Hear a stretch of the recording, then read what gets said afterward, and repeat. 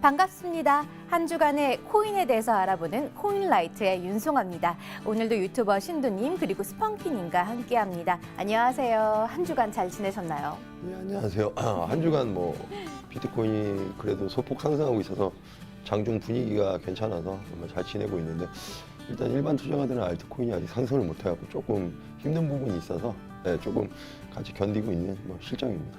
네, 안녕하세요.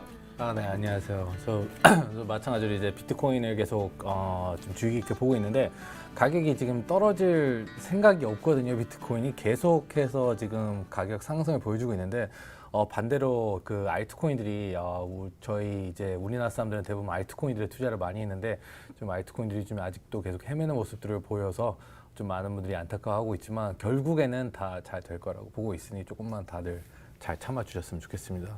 네, 알겠습니다. 한 주간 암호화폐 시장에 있었던 핫 이슈들을 살펴보는 코인 하이라이트 순서입니다. 먼저 미국이 중국을 환율 조작국으로 지정하면서 각국의 증시가 난리가 났습니다. 그 와중에 비트코인은 활짝 웃었다고 하는데요. 어떤 일인지 저희가 자세히 한번 이야기 나눠보도록 할게요. 먼저 이 미국이 중국을 환율 조작국으로 지정하게 된 그 배경에 대해서 신두님께서 한번 설명 부탁드릴게요. 일단은 사실은 우리가 이제 환율 조작국 얘기 전에 보면 우리한테는 어떻게 보면은 명운과도 같은 블록체인, 그다음에 4차 산업혁명에 이제 들어가는 입장에서 산업혁명이 발전하는 입장에서 서로의 지금 신개발하고 있는 아니면은 IT 기업 쪽에 기업들의 전쟁이라고 보면 되는데, 그런 의미에서 중국이 미국을 넘어서는 것을 용인하지 않는 거고, 중국 입장에서는 또 미국을 넘어서야만 정말로 시진핑의 장기 집권에 초석이 된 1대1로를 이루는 업적이 되기 때문에 지금 마찰이 생겼는데, 지금 관세 보복, 추가 관세 보복은 아니고 다시 이제 원래 좀 잘 마무리되는 듯 하다가 10% 관세를 하고 지금 환율 조작국 얘기까지 나왔는데, 사실 이것 때문에 여러분들 비트코인 얘기하고 좀 오늘 재밌는 얘기들이 너무 많을 것 같아요. 스펑키님이 너무 좋은 얘기들이 많아갖고 오늘 들으시면 흥미로울 것 같습니다. 네, 아주 최근에 뉴스부터 저희들도 그렇고 아주 시끌벅적했습니다. 달러당 7위안이 넘었다고 하는데요. 미국이나 중국 입장에서 각자 어떤 타격이 있을까요? 사실 그렇게 되면은 미국 기업들에게 불리한 거밖에 없다고 볼 수가 있거든요. 거기 미국 기업들이 관세로 보호받는 데 있어 한계가 있을 거고, 그걸로 이제 워낙 턱없이 부족하고 장기적으로 여러 가지 그 경제 타격을 입힐 수가 있기 때문에 지금 트럼프가 되게 많은 강수들을 지금 내리고 있는 건데, 사실 이 부분이 이제 저희가 주의 깊게 봐야 될 거는 사실 미국의 여러 가지 그 미국이 중국을 이제 환율 조작국으로 지정을 하든 뭘 하든 그게 사실 저희 같은 서민들에게는 아무런 상관이 없어요. 네. 어디 나라가 잘든. 근데 이게 지금 저희가 이제 주의 깊게 봐야 될 부분이 뭐냐면은 지금 많은 전 세계에 불확신을 주고 있는 거예요. 그러니까 그 불확신이 뭐냐? 미국 슈퍼파워잖아요. 네. 중국 슈퍼파워잖아요. 어떻게 보면 지구상에 있는 모든 것을 주도하고 있는 두 개 정말 강대 국가인데, 이 두 개의 강대 국가가 이렇게 어떻게 보면 서로 환율 조작 및 여러 가지 그 본인 나라에게 유리하게끔 계속 여러 가지 제도들을 합의 없이 계속 바꿔나가고 있기 때문에 사실 전 세계 경제를 흔들고 있다고 볼 수가 있어요. 그럼 이게 전 세계 경제가 흔들리는 순간 이게 미국이 승리를 하든 중국이 승리하든 그냥 나머지 사람들이 다 피해를 보게 되는 거거든요. 사실 이게 어딘가에서 좀 여러 가지 이 불확신 때문에 여러 가지 그 현금 가치 자체가 많이 흔들릴 수가 있고, 우리나라의 경제도 타격을 줄 것이기 때문에 그냥 여러모로 지금 끝없는 불확신이 지금 퍼지고 있는 그런 상황이라고 볼 수 있을 것 같아요.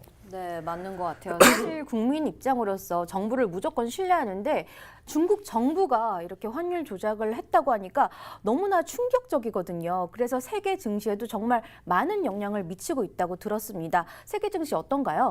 지금 일단은 미국 증시가 가장 안전하다고 보는 미국 증시마저도 큰 폭으로 조정이 들어갔고, 어제서야 좀 반등하는 모습 보였고, 이머징 국가는 말할 것도 없습니다. 이머징 국가 우리나라 사이드카 발동까지 했던 거 기억하실 거고, 일본도 니케이도 엄청나게 빠졌고, 그리고 미국의 금리 인하하면서 또 재밌는 게 이머징 국가들이 금리를 단체로 다 내렸어요. 동남아 국가들은 지금 금리를 다 내리면서 이런 금리가 내려가는 현상 때문에 비트코인만 오른 게 아니라 오늘 상당히 제가 흥미로운 얘기를 너무 많이 들어갖고 스폰키님이 자세히 얘기해 줄 건데, 그러니까 우리가 알트코인이 못 오르는 이유 중에 이제 좀 이어간다면 네. 자산이라고 생각되는, 그러니까 안전하거나 혹은 달러로 교환될 수 있는 자산이라고 생각한 건 우리는 비트코인뿐이 몰라갖고 비트코인만 올랐다고 판단을 했는데, 사실은 이 우리가 물품 시장들이라고 하죠. 그런 시장에서 많은 변화가 있었더라고요. 이따가 이제 스폰키님이 얘기해 주실 건데, 그런 거에서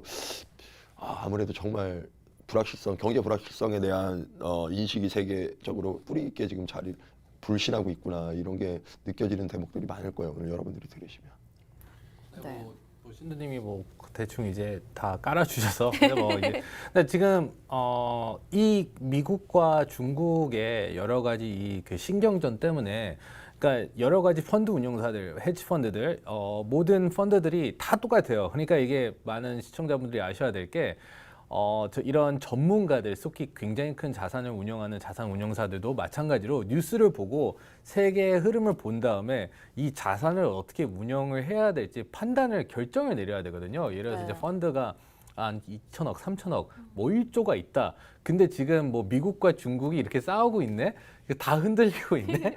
우리 화폐 가치가 떨어지고 있네? 이게 그냥 불확신이 오는 거는요. 우리 서민들이라든지 이런 큰 자산 운용가들도 마찬가지로 똑같은 불확신이 와요. 그럼 불안한 거예요. 그러면은 이게 미국 달러가 이길 것이냐, 위안이 이길 것이냐, 뭐가 이길 것이냐, 뭐가 안전하냐, 이게 알 방법이 없어요. 그렇기 때문에 결국에는 뭐냐, 분산 투자를 하는 거예요. 이 사람들도 마찬가지로 다 분산 투자를 네. 하는데, 요즘에 어떻게 보면은 지금 10년 만에 추세 돌파를 해서 미치게 상승하고 있는 이제 금이라는 상품이 있어요. 원래 네. 금이 매번 그 경제 위기 때마다 닷컴 버블 때도 그랬고, 한 10년 전인 그 경제 위기 때도 마찬가지고, 금값이 항상 그때 가장 핫했거든요.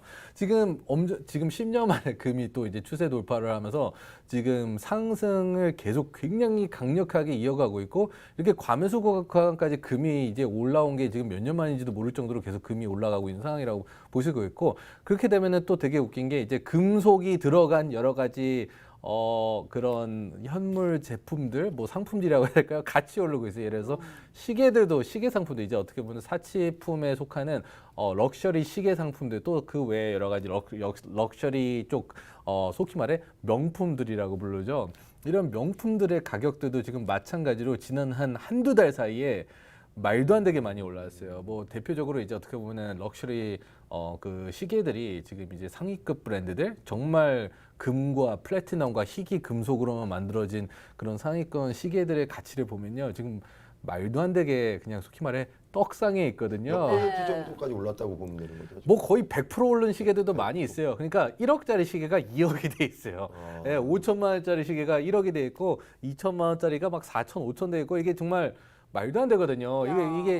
이런 사치품들이 그 정도로 급상승하는데, 당연히 근데 이제 많은 이유들이 있죠. 뭐 여러 가지 뭐 그냥 인기 상품이다. 네. 많은 사람들이 원하다. 근데 시청자분들이 아셔야 될 게, 인기 상품이 되는 가장 좋은 전략은 뭐냐면은, 시장이 없으면요, 가질 수 없으면 인기 상품이 되는 거예요. 그럴 만큼 지금 여러 가지 그 나라들이 아니면 전략적인 그런 어떻게 보면은 현금을 잘 굴리는 그런 단체들이 이런 인기 상품 될 만한 것들을 미리 다 어떻게 보면 다 구매를 해놓고, 시장에 풀리는 게 없다 보니까 당연한 가격 상승이 이루어지는 거잖아요. 그러면서 오히려 가질 수가 없기 때문에 더 인기가 많아지고 더 기하급수적으로 가격이 오르고 있고, 이게 모든 지금 다양한 명품 상품들에서 이런 똑같은 현상이 계속 일어나고 있고, 금값은 끝없이 올라가고 있고, 환율은 지금 난장판이고, 여러 가지 미국 증권 시장도 지금 어떻게 보면 비트코인, 암호화폐 같은 변동성을 보이고 있고, 되게 웃겨요. 그러면 지금 전 세계 시장이 그러게요. 흘러가는 게,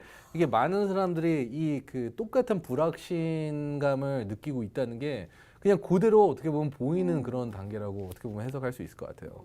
게다가 저희 어머니나 아버지 세대들은 부동산을 맹신하잖아요. 근데 어머니가 어제 그러더라고요.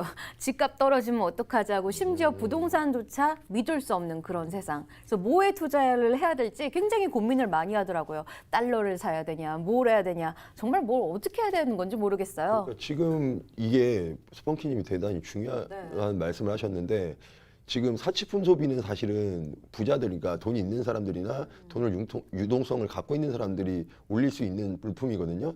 근데 이쪽으로 많이 올라갔다는 얘기는 자산가들이 자기가 갖고 있는 현금의 가치가 떨어질 거라고 판단하는 거예요. 그러니까 금리가 낮아진다는 건 내가 갖고 있는 돈의 가치가 낮아진다는 거거든. 네. 그러니까 그거에 비해서 오히려 명품이나 금이나 이런 걸 사놨을 때 수익을 보려는 게 아니라 내 자산을 지키는 개념으로 산 거거든요. 예, 유지하려고 그랬는데 그게 모든 사람이 부자들이 같은 생각을 하니까 올라버리는 현상이거든요.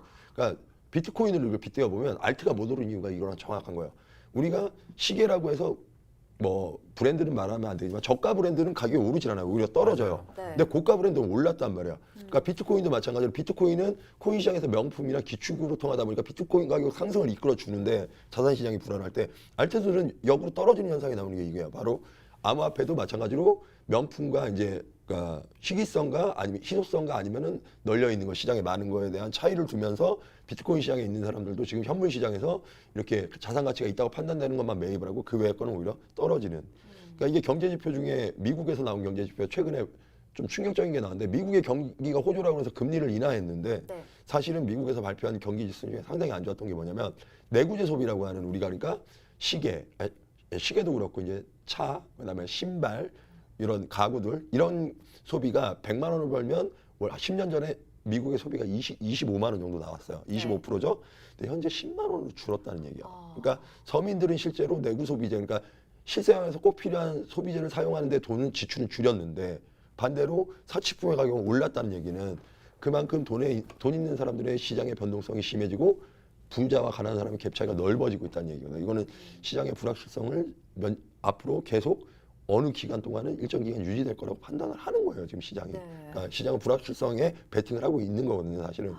스몽키님이 말씀하신 내용이 되게 중요한 게 뭐냐면 이런 이유가 만약에 지속된다면 비트코인이든 뭐든 최상위 개념의 이제 자산들은 어느 분야든 최상위 개념의 그러니까 한국으로 따지면 강남의 집값이 되겠죠. 뭐 이런 거는 올라가는데 이제 스몽키님이 또 빌딩 얘기도 아까 재밌는 걸 하셨는데 예, 그 얘기도 이제 스펑키님 입으로 하면 빌딩 얘기는 또 뭔가요? 아니, 요즘에 사무실 이전 얘기. 예, 그러니까 네. 이제 요즘에 부동산 시장도 이제 지켜보시면은 다 지금 텅텅 비어 있어요, 사무실들이. 아. 그래서 저희가 이제 이사를 이전을 하려고 하는데 저희가 이제 이전하는 그 저희 사무실도 어떻게 보면 굉장히 큰 스튜디오로 들어가는 거라서 기존에 제가 기억나는 게 한 3년 전에 사무실을 찾을 때는 찾을 수가 없었어요. 왜냐면 다 꽉 차 있고 막 다 기다려야 되고 되게 힘들었는데 이번에 이전하려니까 가고 싶은 데 다 갈 수 있어요.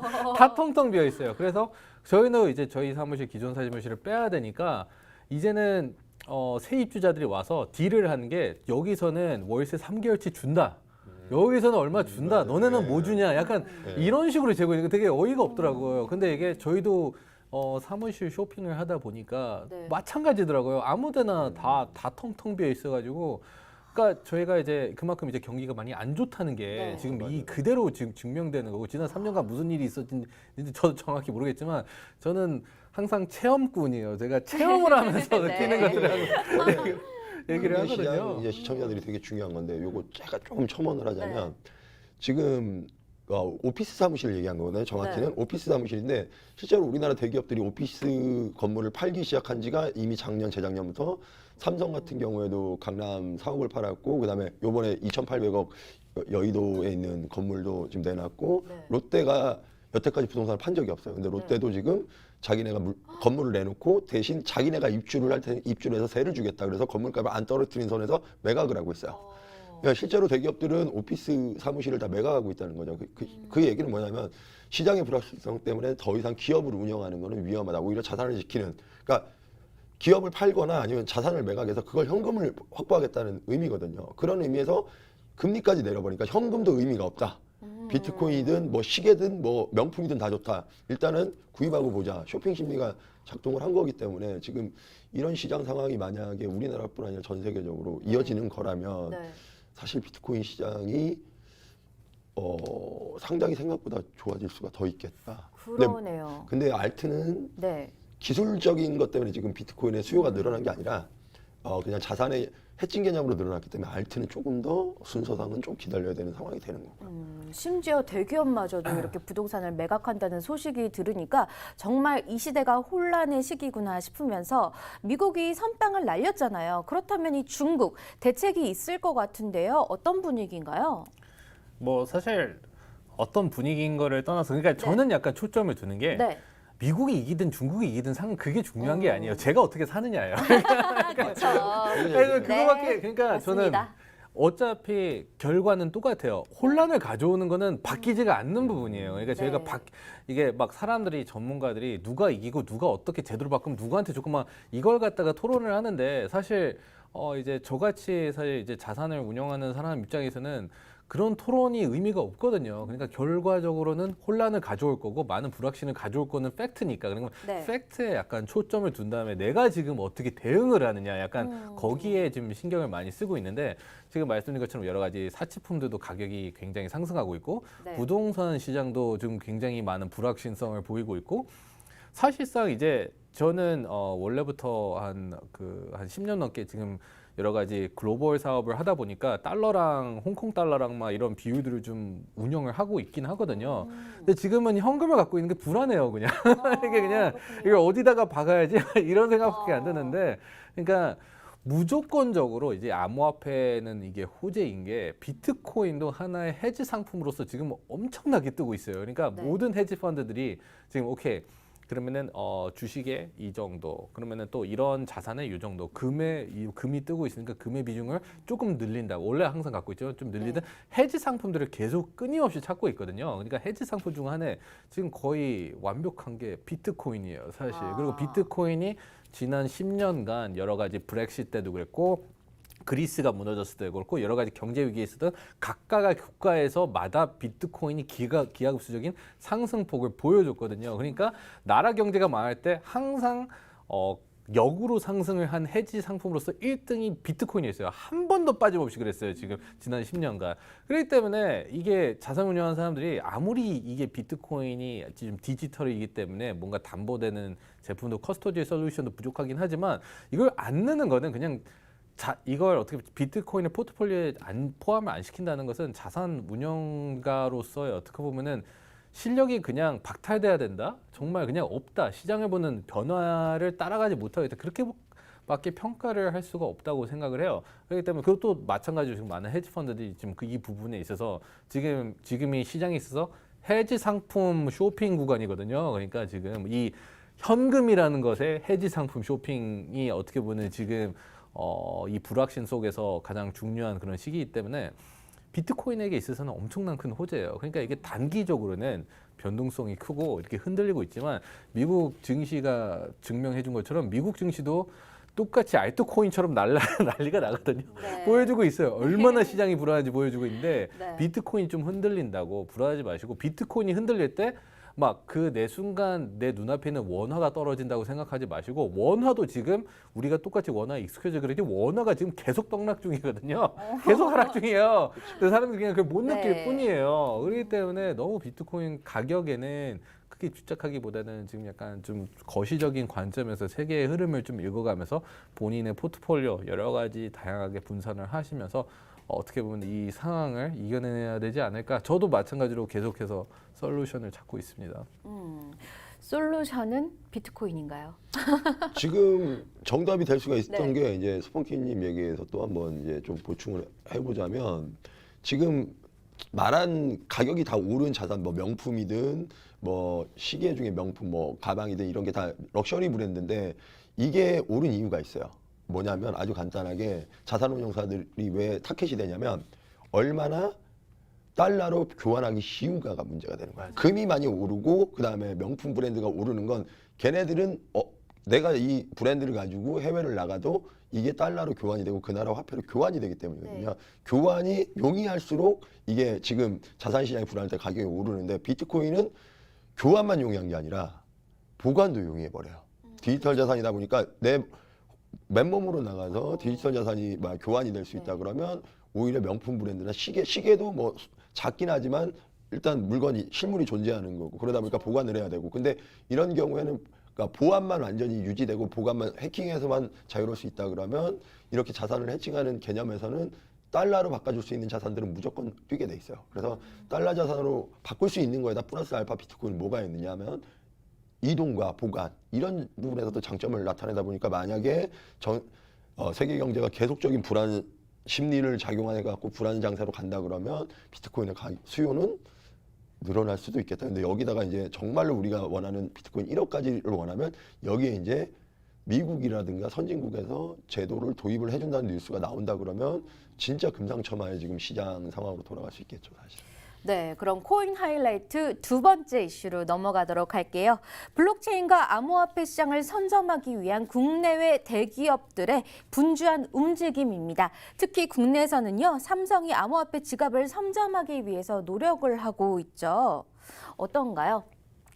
지금 뭐 이제 그 갤럭시 이제 10이 이제 출시가 되나요? 아무튼 네. 거기에도 이제 여러 가지 월렛들과 다양한 암호화폐 관련된 유틸리티를 지닌 그런 어플들이 나올 거라고 지금 얘기가 나오고 있는데 사실 뭐 전 세계 트렌드를 지금 삼성이 그대로 그냥 따라가고 있다고 보고 있고 또 동시에 삼성이 어떻게 보면 선방을 좀 치기도 했었는데 지금 굉장히 이런 어떻게 보면 변화를 주는 데 있어서 마음이 많이 편해졌을 것 같아요. 왜냐하면은 이제 또 페이스북 리브라가 나오면서 그런 거대 기업이 이제 또 어떻게 보면 치고 들어오면서 이게 정말로 어떻게 보면은 그런 기업이 그렇게 미국의 그런 청문회까지 거쳐가면서까지 이 어떻게 보면 인프라를 구축하려는 것은 그만큼 이 시장 자체 포텐셜이 정말 크다는 뜻이거든요. 그렇기 때문에 들어오고 있고 또 동시에 이제 월마트도 얘기가 나오고 있고 하나 둘씩 미국에서 이제 대기업들이 계속해서 본인들만의 암호화폐 그리고 여러 가지 디지털화된 그런 자산을 운영하는 블록체인을 통해서 운영하는 여러 가지 그런 메커니즘, 그런 유틸리티를 지닌 여러 가지 플랫폼들을 계속해서 만들 거라고 보고 있고, 뭐 카카오도 뭐 클레이튼 쓴다고 하고 있고, 뭐 다 이런 게 많잖아요. 네. 삼성도 당연할 거라고 생각해요. 그러니까 그러네요. 이런 삼성 입장에서는 삼성이 뭐 카카오라든지 그런 뭐 페이스북이라든지 그런 거대 인프라, 디지털 인프라를 구축한 그런 회사들과 같이 일하는 것도 아니고 그 친구들이 어떻게 보면은 이런 그 어떻게 보면은 이 암호화폐 시장에 이렇게 크게 투자를 하면서 진출을 하려고 하는데 그러면 삼성도 마찬가지로 그럼 하나의 여러 개의 플랫폼을 소유하는 회사인데 그 회사들이 만드는 플랫폼들 또 운영할 수 있는 플랫폼을 또 만들어야 되거든요. 삼성도 그래야지 거기서 한 파티로 움직일 수가 있잖아요. 만약 삼성이 가만히 있으면은 거기서 또 화웨이가 들어올지 또 무슨 회사 들어올지 또 경쟁사들이 또 들어와서 그 기회를 다 뺏어가면 삼성의 입지가 약간 그만큼 다 블록체인과 암호화폐가 어떻게 보면은 지금 다 전 세계가 받아들이고 있다. 이 시장 자체가 커질 수밖에 없는 약간 그런 어떻게 보면 밑바탕이 지금 깔리고 있고 계속해서 커지고 있다고 보셔도 될 것 같아요. 그러네요. 정부에서 아무리 반대를 하더라도 지금 어차피 모든 대기업들이 삼성뿐만 아니라 움직이고 있습니다. 어떻게 보면 대기업들의 블록체인 진출이 트렌드라고도 할 수 있을 것 같아요. 어떻게 보시나요? 트렌드가 돼버렸죠. 사실 네. 왜냐하면 우리나라 같은 경우에 이제 삼성이 스마트폰 사업을 먼저 시작을 했는데 사실은 이제 소니하고 노키아하고 이들이가 핸드폰 사업에서 전문회가 돼버린 이유가 뭐냐면 애플이 스마트폰을 갖고 나왔을 때 맥켄지에다 이제 돈을 주고 사업을 타진을 해봤어요. 그런데 맥켄지에서는 스마트폰은 그냥 게임기에 불과하다, 사업 안 해도 된다. LG나 이런 소니나 노키아한테 이런 전망을 냈단 말이에요. 근데 삼성은 그 전망을 듣고도 발을 한번 걸쳐봤어요. 네. 근데 나머지가 다 스마트폰 사업을 안 하니까 애플 다음에 누구뿐이 없어요. 삼성밖에 없잖아요. 그냥 자연스럽게 업계 2위가 돼버린 거예요, 사실은. 그러다 보니까 그때 기업들, LG도 스마트폰 사업에서 뒤늦게 출발해서 아니면 노키아는 없어져 버리고 소니도 다들 지금 추억 속의 기업이 돼버리고 이랬던 기억이 있으니까 이 블록체인이 혹시 제2의 스마트폰 같은 붐을 일으키지 않을까에 대한 불안감들이 없지 않아 다 깔려 있는 거예요. 4차 산업혁명이라는 것도 마찬가지로 그런 부분에서 이제 손정희 씨도 회장님도 투자를 하고 있는 건데 그런 부분에서 이게 과연 이게 만약에 등한시했다가 또 스마트폰 같은 우리가 시대착오적인 생각을 하는 거 아닌가 이렇게 또 판단할 수가 있단 말이죠. 네. 그러다 보니까 지금 삼성이든 뭐 리브라든 최근에는 월마트까지 얘기가 나오고 있는데 기업의 참여들은 왜냐하면 그 전에 한번 실패했던 기억이 있기 때문에 지금 이쪽으로 생각을 많이 안 할 수가 없는 상황이고 LG 같은 경우에도 이미 그 어느 지역의 특정 지역에서 시범적으로 코인을 운영을 한다는 얘기가 있죠, 사실. 그게 아무래도 삼성전자가 암호화폐 시장을 빨리 선점하려는 이유가 될 수도 있겠죠? 그렇죠. 왜냐하면 삼성전자는 애플 이후에 스마트폰에서 재미를 봤었기 때문에 네. 이 사업도 역시 만약에 그런 식으로 진행된다 그러면 선두주자가 될 수 있는 지금 포지션에 와 있고 이거는 이제 유명 고라 기자님이라고 기자님이 얘기한 건데 스마트폰이 삼성이 가장 많이 세계에 출시가 돼 있었거든요. 네, 이게 뭐가 되냐면 블록체인 우리가 원하는 암호화폐 세상에 오면 이게 계좌가 돼버려요. 삼성은 은행업을 한 적이 없는데 스마트폰 하나당 계좌가 탄생을 해서 10억 개, 만약에 삼성이 10억 개 정도 풀렸다는데 10억 개의 은행 계좌를 소유한 그룹이 돼버립니다. 예, 그랬을 때 본인들이 생태계를 만들어서 코인들을 그 생태계 안에 올려놓으면 자연스럽게 자본을 유치하는 자기네 통장에 이런 개념이 돼버리기 때문에 상당히 시장은 지금 여러 갈래로 나갈 수 있는 확장성은 있어요. 근데 그게 정부가 각국 정부들이 어디까지 가이드라인을 설정해주냐에 따라서 정말 무궁무진하게 갈 수도 있고 그냥 자산 시장에서 머물 수도 있고 요 정도 지금 보시면 되겠습니다. 네, 미국의 월마트가 낸 암호화폐 관련 특허가 공개가 되었는데요. 어떤 암호화폐인가요? 어떻게 보면은 저도 자세한 내용은 잘 모르겠지만 결국에는 네. 디테일이 조금 다를 뿐 뭐 페이스북 리브라랑 크게는 다를 게 없다고 제가 이제 들었어요. 그래서 제가 깊이 들어가진 않았는데 마찬가지로 지금 리브라가 증명을 했으니까 지금 여기 하나 저 이제 아마존도 똑같은 거 할 거라고 생각하고 있고 네. 뭐 넷플릭스도 똑같은 거 할 수도 있고 다 뭔가 자기 어떻게 보면 회사에 그런 암호화폐를 만들게 되지 않을까 여러 가지 어떻게 보면은 정말 리브라가 정말 너무 이뻐요. 저는 페이스북이 너무 잘한 것 같아요. 진짜 그냥 그 리스크를 감수하고 네. 어떻게 보면 선방으로 어떻게 보면 선방에서 좀 총알바지를 다 해주니까 뒤에 기업들이 이제 팔로우만 하고 있는 거거든요.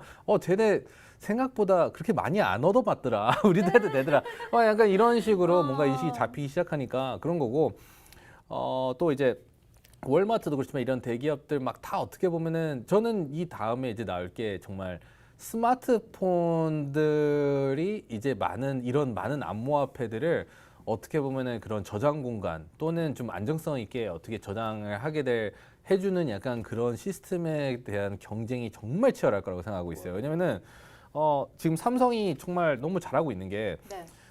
지금 미리 이런 월렛들을 베타 테스트부터 해서 계속 새로운 갤럭시 버전마다 탑재를 해서 내놓고 있잖아요. 근데 상상해보세요. 리브라가 당장 다음 달에 나왔는데 네.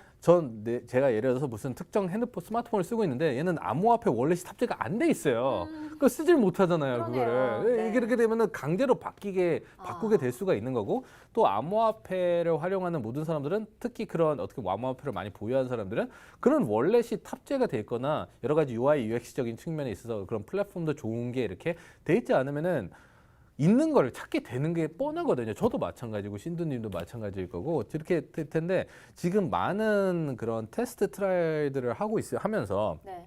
삼성이 지금 이렇게 계속 월렛들을 어떻게 보면 더 보안 쪽으로도 더 강화시키고 있고 계속 업데이트를 하고 있으니까 업그레이드 시키면서 더 좋은 월렛 솔루션도 계속 찾고 있고 이런 식으로 유저 프렌들리한 그런 어떻게 보면 어플을 계속 만들고 연구하는 게 있어서 저는 너무 삼성에 있어서 너무 스마트한 그런 무브라고 생각하고 있고 그러니까 이게 이게 삼성이 어떻게 보면 또 완성화된 어느 월렛을 만들게 되고 출시가 돼서 실제로 그런 월렛에 이제 지금 월마트 코인이라든지 네. 리브라라든지 비트코인이라든지 모든 게 이렇게 보면은 거래가 되기 시작하면서 보관도 되기 시작하는 순간부터 중국에서 화웨이 같은 데가 또 그대로 따라해서 만들지 않을까 조금 더 좋게 그러네요. 그러면서 또 하고 또 그 시장도 레드 오션이 되고 그러면서 시장 활성화되고 여러 가지 그런 순서대로 가지 않을까. 근데 결론적으로는 비트코인은 그래서 가치가 오를 수밖에 없는 네. 여러 가지 그런 위치에 있다는 거. 아무튼 모든 것을 저는 그냥 굉장히 큰 호재로 보고 있어요.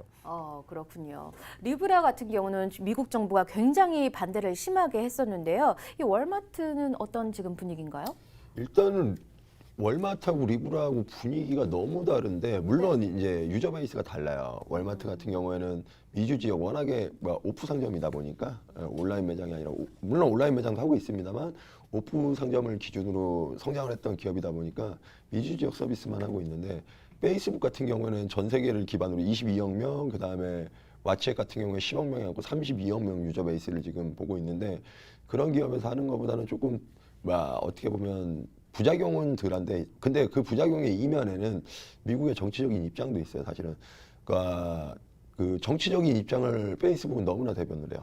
그러니까 지금 트럼프의 당선에도 개입이 돼 있다는 얘기도 있고 그다음에 노딜 브렉시트를 이끌어낸 그러니까 영국에서 브렉시트 투표를 이끌어내는 장본인이 또 페이스북이라는 다큐도 나왔고 하기 때문에 정치색을 많이 끼고 있다 보니까 반대당한테 너무 많이 이번 청문회에도 당한 거죠. 근데 월마트 경우에는 정치적인 색을 안 띠고 있어요. 그리고 또 다른 하나는 리브라는 사실 백서에서 달러를 대변한다는 얘기는 없었습니다. 근데 청문회 때 너무나 많이 두드러 맞으니까 우리 통화바스켓에 거의 50% 이상은 달러를 넣겠다. 그래서 미국의 달러로 확장성을 갖겠다. 뒤늦게 얘기를 한 반면에 월마트는 그냥 스테이블 코인이다. 근데 월마트는 미주 지역이라 내가 달러를 대변한다고 얘기 안 해도 미주 지역은 달러 화폐를 쓰기 때문에 그냥 당연히 달러인 거예요. 그냥 스테이블 코인 달러다. 달러가 디지털화돼서 더 확장성을 가질 뿐이다. 이런 얘기이기 때문에 월마트는 조금 더 시장에 충격은 덜 줬고 부작용은 덜 갖고 오고 있고. 근데 여기서 스폰키님이 또 중요한 얘기를 하신 게 삼성에서 암호화폐 지갑이 있기 때문에 거기 리브라가 들어갈 수 있고 그다음에 월마트 코인이 들어갈 수 있다고 말씀을 주셨잖아요. 이게 뭐냐면 지금 미국의 인터넷 기업이나 중국의 인터넷 기업들이 자국 이외에는 솔직히 말하면 서비스는 진행하지만 수익 모델이 없어요. 네. 왜냐하면 서비스는 하는데 송금 결제 문제 때문에 여기 들어와서 실질적으로 아마존에서 물건을 사는 거는 정말 우리 블랙 프라이데이처럼 큰 가격차가 났을 때만 운송료, 수수료 이런 거 다 감안하고 사는 것뿐이고 이렇게 지금 평상시에는 500원짜리, 1000원짜리 물건은 우리나라 홈쇼핑에서 사고 미국에서는 안 사거든요. 근데 만약에 월마트 코인이 나오고 리브라 코인이 나오게 되면 이게 본격 도입이 되면 우리가 환전했던 수수료나 송금됐던 시간, 기간들이 필요가 없어져 버려요. 그러니까 한국에서도 쓰는 게 500원짜리를 원래는 600원, 700원에 사는 개념이 됐었거든요. 왜냐하면 송금 수수료나 이런 것 때문에. 근데 동일 500원에 사게 되는 개념이 되기 때문에 그 플랫폼에서 더 많은 볼륨, 수요를 만들어낼 수가 있어요. 지금 이것 때문에. 그래서 이런 부분에 있어서는 미국의 그러니까 미국 기업들이 달러에 대해서 도전 아니냐 이런 얘기를 하는데 오히려 반대로 달러의 확장성을 넓혀버리면 정치인들도 반색할 수밖에 없는 시스템이 돼버리는 거죠, 사실. 네. 현재 우리나라는요, 암호화폐가 불법도 합법도 아닙니다. 하지만요, 카카오페이를 통해서 우리는 매장에서 커피도 사고 앱으로 그리고 인터넷으로 쇼핑도 하고 그럽니다. 하지만 이렇게 블록체인 암호화폐와 카카오페이 다른 점이 뭘까요? 어차피 화폐는 사용하는 게 아닌데 말이죠. 되게 약간 설명하기가 살짝 애매한 약간 그건데 사실 유저 입장에서는 똑같아요. 네. 다를 게 없어요. 그냥 온라인 포인트, 온라인 머니, 온라인 어쩌해서 카카오뱅크랑 연동되면서 막 하는 건데 암호화폐는 이제 어떻게 보면은 굉장히 이제 그런데 이제 카카오페이 같은 경우는 기존에 있었던 화폐라든지 여러 가지 그거랑 다를 게 없거든요. 왜냐면은 다 중앙화돼 있잖아요. 그 친구들이 뭘 찍어내고 있는지 뭘 어떻게 하고 있는지 알 수가 없지만 블록체인 기반의 암호화폐 같은 경우는 모든 게 투명하기 때문에 네. 이게 어떻게 보면은 악용되고 있는지 아닌지를 갖다가 실제로 모든 사람들이 모든 유저들이 확인을 할 수가 있거든요. 그렇기 때문에 그래서 이게 어떻게 보면은 그 유통량 자체가 한정돼 있는 비트코인이 가격이 오를 수밖에 없다. 왜냐면은 여러 가지 이게 투명하고 중앙이 없는 여러 가지 탈중앙화 화폐라고 하고 있기 때문에 이렇게 그런 얘기가 나오는 거잖아요. 그렇기 때문에 암호화폐 블록체인이라는 게 그 투명성 하지만 정부라든지 모든 네, 알겠어요. 네, 정부라든지 여러모로 이렇게 뭔가 가릴 게 많다고 생각하고 다 찍어낸다고 생각하고 여러 가지 그런 conspiracy theory, 그러니까 좀 약간 불확신을 많이 안겨주는 네. 그런 일반 포인트 제도보다는 암호화폐가 훨씬 더 투명하고 좋은 솔루션이라고 이제 볼 수 있을 것 같아요. 카카오나 네이버도 암호화폐 시대를 대비하고 있다고 했는데 어떠한 준비들을 하고 있죠? 일단 카카오하고 네이버 같은 경우는 암호화폐를 준비를 필요하면 할 수가 너무 쉽죠. 플랫폼을 갖고 있다 보니까 거기에 이제 아까 이제 말씀하셨다시피 우리 기존의 화폐 시스템하고 암호화폐하고 뭐가 다르냐. 다른 건 아주 크게 볼 수 있는 건 그냥 장부의 개념이에요. 장부. 그러니까 지금의 돈은 우리가 쓰면 카카오페이나 카카오 중앙에서 관리했던 걸 블록체인에 올리면 누구나 이 돈이 어디 쓰였는지 볼 수 있는 부분이 있기 때문에 그 부분이 다른데 이제 네이버나 카카오는 여기서 이제 암호화폐가 왜 출시하기가 쉽냐면 이 플랫폼 안에서 만약에 특정 자기네가 만든 코인을 쓰게 되면 그 코인을 사기 위한 돈이 들어온단 말이에요. 플랫폼으로. 그러면 그 플랫폼 돈은 항상 모이면 뭐를 발생시키냐면 이자를 발생시켜요. 그래서 그런 쪽으로서 이자 소득도 늘 수 있고 그런 부분에 있어서 카카오나 네이버가 이제 그런 시스템을 준비하는 거고 또 블록체인 코인이 돌아가면 뭐냐면 카카오나 네이버가 우리나라 유저 베이스는 넓힐 수가 있어요. 근데 지금 더 이상 가입할 수 있는 유저 베이스가 없잖아요. 우리나라에. 근데 이 카카오페이를 많이 쓰려는 사람들이 실질적으로 해외에서 많이 유입이 되다 보면 왜냐면 우리나라만의 콘텐츠를 팔게 되면 이 코인을 사서 볼 수밖에 없거나 쓸 수밖에 없게 만들어버리면 더 많은 유저 베이스를 확보할 수 있는 블록체인 시스템이 도입이 되기 때문에 그런 부분에서 강점을 가질 수 있어요. 네. 다음 순서는요, 없어졌던 순서가 부활을 했습니다. 코린이를 부탁해 코너인데요. 저희가 첫 방송 때 방송이 나갔는데 그때는 많은 분들이 안 봐주셔가지고 사연이 안 올라와서 이 코너가 폐지됐었는데 신두님과 또 스펑키님이 워낙 활약을 잘해주셔서 저희 이제 유튜브에 이제 편집본이 올라가면서 이제 스트리밍이 올라가면서 많은 사연들이 있었어요. 그 사연 소개를 해드릴게요. 안녕하세요. 한때 김치코인이라는 별명이 붙었을 정도로 우리나라 사람들이 많이 샀던 에이다 때문에 고민 중인 1인입니다. 찰스 호킨스라는 세계적인 수학자가 개발해서 참여해서 기술력이 좋다는 평도 있고 최고점이 1995원을 찍었던 저력이 있기 때문에 제가 구입한 시기에는 그때보다 좀 많이 떨어진 시점이었지만요. 내년 도쿄올림픽까지 존버하면 떡상하지 않을까 하는 기대에 많이 매입을 했고 현재 약 4천만 원까지 손해를 봤습니다. 그런데 계속 떨어지기만 할 뿐 오를 기미가 전혀 보이지 않고요. 제가 속한 커뮤니티 회원들도 손절하라는 말뿐입니다. 일본 맥주도 유니클로도 손절하면서 일본 분매 운동에 앞장서는 애국자 1인이지만 에이다만큼은 어찌할 바를 모르겠습니다. 도쿄올림픽까지 존버할까요? 아니면 지금이라도 손절하는 게 나을까요? 라고 사연을 보내주셨네요. 어떻게 해야 될까요? 제가 답변을 드릴까요? 네. 일단은 에이다 코인이 일본 맥주하고 이렇게 비교될 이유는 없고요. 네. 그거랑은 상관은 없고요. 애국 마케팅에 상관이 없는 거고 에이다 코인은 사실은 대단히 각광을 받았던 건 사실입니다. 그리고 뭐 2017년 상승률 순위 탑 10 안에 무조건 들어가는 코인이었고 그러긴 한데 지금 많이 떨어져 있죠. 사실 제가 에이다 코인 같은 경우에는 우리 시가총액 50이 밖에 있다 그러면 에이다가 팔고 손절하라고 말씀을 드렸겠는데 50이 안에 있다 보면 비트코인의 수요가 늘어나면 결국에 비트코인으로 수익을 보려는 이제 비트코인을 갖고 있는 고래들이 수익을 보려고 알트를 구매해서 수익을 보고 나가는 구조로 돼 있거든요.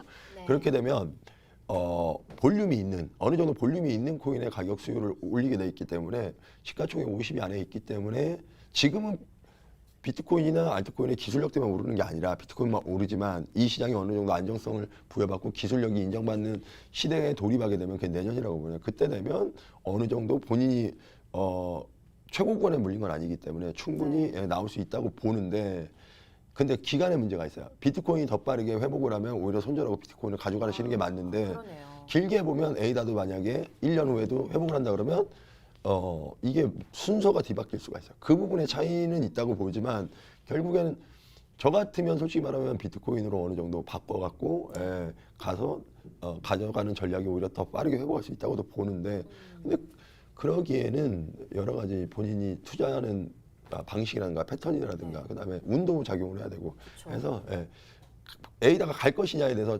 전고점까지는 몰라도 충분히 본인이 산 지점은 그렇게 높지 않습니다. 제가 보니까 한 200원 정도뿐이 안 되는데 보니까 200원 정도 가격은 지금의 2.5배 정도거든요. 그 여력은 충분히 있다고 보여집니다. 사실. 그런데 충격적이네요. 1995원까지 올랐었고 83원까지 떨어졌다고. 이 이유가 뭐예요? 거품이죠. 거품.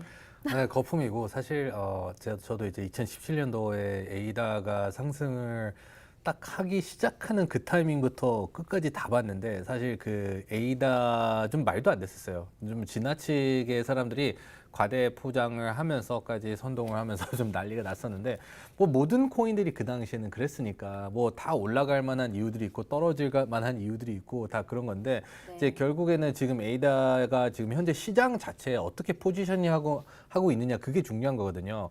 근데 지금은 모든 알트코인들이 힘들어요. 그러니까 지금 요 사연을 보내주신 분을 보면은 지금 에이다만 쳐다보고 계신 것 같아요. 지금 비트코인이라든지 전체적인 시장 동향은 거의 생각을 안 하시고 전 세계 경제 흐름도 전혀 생각 안 하시고 단지 에이다의 그 일본 뭐 도쿄 올림픽부터 해서 몇 개 호재만 보고 계시면서 그냥 에이다 하나의 호재만 지금 관찰하고 계신데 사실상 전체 시장을 보신다면 지금 에이다뿐만 아니라 모든 알트코인들이 다 힘들거든요. 다 힘들고 전혀 어떻게 보면 어떻게 보면 힘을 못 쓰고 있는데 그럼 많은 사람들이 그러면 이걸 팔고 지금 비트코인을 사야 되냐라고 말씀을 주실 수도 있지만 사실 이게 얼마나 이 타이밍이 그리고 이 대응 능력이 되시는 분들이나 이런 걸 할 수가 있지 사실 불가능해요. 일반 사람들은 비트코인이 어디까지 올라갔다가 갑자기 에이다가 이제 쏘기 시작할지 그거는 그 누구도 예상할 수가 없거든요.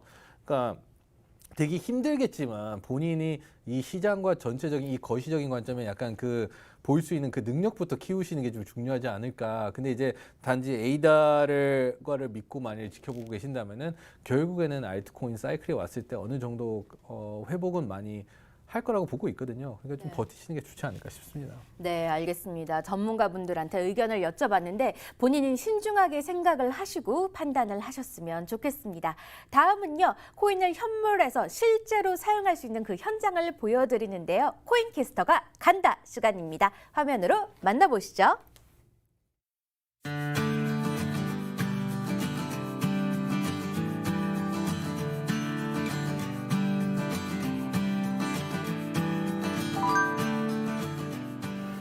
네, 안녕하세요 여러분. 오늘도 열심히 먼 곳으로 달려왔습니다. 여기 광탄에도 비트코인으로 결제할 수 있는 곳이 있다고 하는데요. 어떤 곳인지 저와 함께 가보실까요?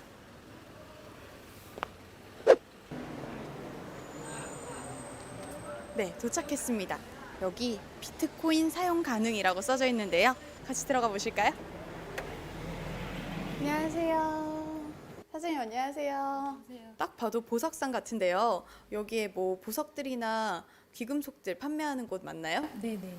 거의 뭐 지금 한 뭐 100만 원, 200만 원 사이를 왔다 갔다 해서 웬만한 건 되죠. 그럼 언제부터 비트코인을 받기 시작하셨나요? 저희가 한 3년 정도 됐어요. 요 가게에서 비트코인으로 결제를 하신 손님들이 실제로 있으셨나요? 있긴 했는데 다수 많진 않아요. 네. 그래요? 목걸이 이제 뭐 반지 같은 경우.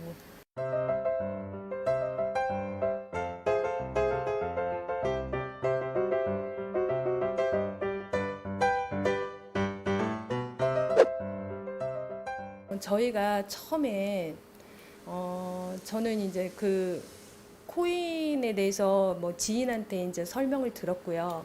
그다음에 이제 그리고 찾아보기도 했고요. 그러면서 이제 앞으로는 코인이 대세가 아닐까라는 생각을 많이 했어요. 그리고 또 지금 실제로 거래소에 거래를 하고 있고요. 수익을 많이 보는 때도 있고요. 손실이 날 때도 있지요. 네. 그래서 지금 같은 경우에는 이제 차트 공부도 조금 하고 있거든요. 네. 그래야만이 이게 주식하고 거의 비슷하다고 보시면 돼요. 네. 앞으로는 이제 통용화가 될 수 있는 게 저희가 통장도 없어진다 하잖아요. 지폐 이제 뭐 종이 통장이 없어지고 이렇게 된다면 뭐 그렇다면 결제 수단이 결국은 코인으로 될 거라고 저는 믿어 의심치 않거든요. 이 암호화폐는 24시간장이잖아요. 그렇죠.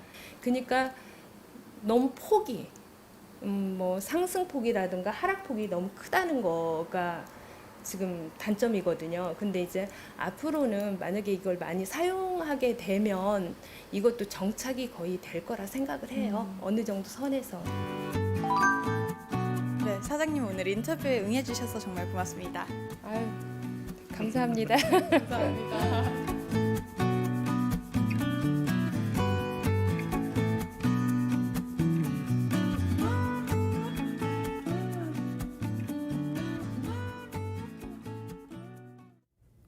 네, 이어서 바로 코인 뉴스 전해드리도록 하겠습니다. 글로벌 암호화폐 거래소 코인빗의 2.0 런칭을 앞두고 업계의 기대감이 커지고 있습니다. 코인빗 2.0은 국내외 개인 및 기관 투자자들이 암호화폐를 보다 안전하고 간편하게 이용할 수 있는 거래 인플라 확증 및 시스템 개발에 힘썼는데요. 국내외 최고 개발진들에 의한 거래 엔진 업그레이드 및 서버 확증, 사용자 인터페이스 작업을 포함하고 있습니다. 글로벌 대형 거래소와의 마켓 연동으로 상위 200여 개 품목을 거래할 수 있고요. 해외 메이저 거래소와 코인빗 간의 비트코인, 이더리움, 테더코인, 마켓 페어링이 가능해졌습니다. 또 자체 코인 넥스트와 연계한 플랫폼 개발을 통해 타 금융자산의 교환 서비스를 제공하고요. 덱스코인 관련 다양한 사업을 추진하고 있습니다. 이 코인빗 2.0 어플리케이션은 안드로이드와 iOS 모두 다운로드 받을 수 있다고 합니다. 두 번째 소식입니다. 푸카오 글로벌의 피코가 국내 거래소 코인빗에 7월 3일에 상장되었다는 소식입니다. 피코는 해커들에게 적극적인 대응과 실제 해커가 사용하는 백도어를 탑재해서 지갑에 대한 실시간 위협을 감지하고 경보를 알려주는 보안 솔루션을 가지고 있습니다. 푸카오 글로벌은 백신 소프트웨어인 바이 로봇의 개발, 사이버 사령부 어드바이저, 20년간 정보 보안 분야의 화이트 해커 및 바이러스 백신 섭렵 등 전문적인 기술력과 다양한 노하우를 바탕으로 하고 있습니다. 네, 저희가 오늘 이슈들에 대해서 한번 살펴봤는데요. 저희가 이제 생방 4분을 남두고 있습니다. 좀 앞으로 좀 이 혼란스러운 상황에서 우리 시청자분들이 어떻게 해야 될지 한번 좀 알려주세요. 저는 암호화폐의 발전 과정 속에서 이제 기술의 발전 이게 대단히 지금 일반인들이 더 접근하기 힘든 게 IT라고 봐야 되기도 하지만 화폐 개념도 봐야 돼요. 그러다 보니까 자산 시장도 봐야 되고 또 기술이 얼마나 발전하는지도 봐야 되는데 지금 그래서 이 두 가지가 전복해서 가격이 올라야 되는데 지금은 자산의 가치만 인정을 받는 비트코인만 올라가고 있는 시장이다 보니까 지금 투자하시는 분들이 투자가들이 너무 혼란스러운 상황인 거예요. 아니 같은 코인인데 비트코인은 올라가고 알트코인은 올라가지 않는다. 근데 지금 상황을 우리가 면밀히 보면 아까 스펀키님이 잘 지적했다시피 사치품의 수요가 올라가다 보니까 비트코인에서 희귀 종목이나 그러니까 코인 시장에서 희귀 종목이나 아니면은 사치품이라고 분류될 수 있는 비트코인 이쪽으로만 수요가 많이 올라오고 있는 이유가 바로 세계 자산 시장의 불안이거든요.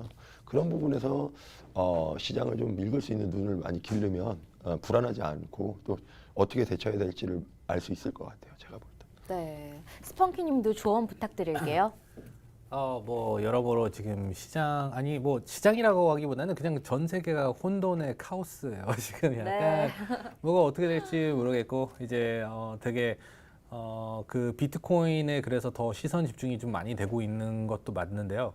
그래서 지금 근데 이제 많은 사람들이 대충 그렇기 때문에 요즘 금이 오르고 있으니까 금 사야 된다, 비트코인 오르니까 막 너무 무턱대고 사고 막 그러기보다는 여러 가지 본인의 자산을 이제 분산시키면서 좀 공부를 해보시고 그냥 네. 이런 소문들 듣고 그 원리를 이해하지 못하시는 상태에서 샀다가 막 여러 가지 그 가격의 변동성이 뭐 생기기 시작하면은 정말 너무 힘들거든요. 그러니까 그 보통 모르는 것에 투자를 했을 때 거기서 오는 공포가 장난 아닌데 이제 알고 투자를 하면은 그리고 그 원리를 이해하시면은 여러 가지 뭐 상승과 하락과 그 폭이 있더라도 결국에 어떻게 될지 그 부분에 있어서 믿음과 확신이 생기기 때문에 어느 정도 본인 스스로의 이제 지식을 채우는데 시간을 좀 투자하시고 좀 잘 검토를 해보신 다음에 어디 투자할지 신중하게 선택하시고 하시는 것을 추천드리고 싶습니다.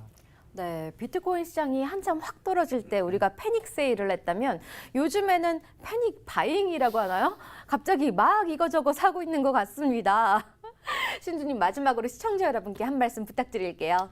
지금 오늘 내용이 너무 재밌는 게 나갔어요. 그리고 힌트가 나갔기 때문에 여러분들이 향후 어떻게 대처해야 되는 방법에 대해서는 뭐 앞으로도 저희 방송을 통해서도 계속 추가적으로 논의를 하겠지만 이런 내용들을 알고 계신다면 정말 본인이 자산 투자가로 발돋움할 수 있는 지금까지는 남의 소문만 듣고 투자를 했다면 이제부터는 투자가로서 발돋움할 수 있는 기반을 다지는 시간이 됐을 거라고 저는 봅니다.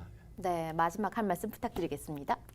네, 지금이 이제 약간 포모 구간이거든요. 포모가 이제 fear of missing out. 그러니까 인생 마지막 기회를 놓칠 것 같은 두려움이에요. 그러니까 예전에는 떨어질 것 같은 두려움이었지만 지금은 네. 기회를 놓칠 것 같은 두려움 때문에 사람들이 지금 어쩔 줄 몰라 하고 있거든요. 이럴 때일수록 더욱 신중하게 공부 많이 해보시고 잘 검토를 해보신 다음에 결정을 내리셔야 된다는 거 말씀드리고 싶네요. 네, 저희가 세계적인 이 혼란의 시기 속에서 어떻게 대처를 해야 될지 한번 이야기를 나눠봤는데요. 여러분 고민 많으시죠? 코린이를 부탁해 통해서 사연을 접수해 주시면 저희가 정확하게 답변을 해드리도록 하겠습니다. 그럼 저희는 다음 주 금요일 날 다시 찾아뵐게요. 코인 라이트 다음 주에 뵐게요. 안녕히 가세요.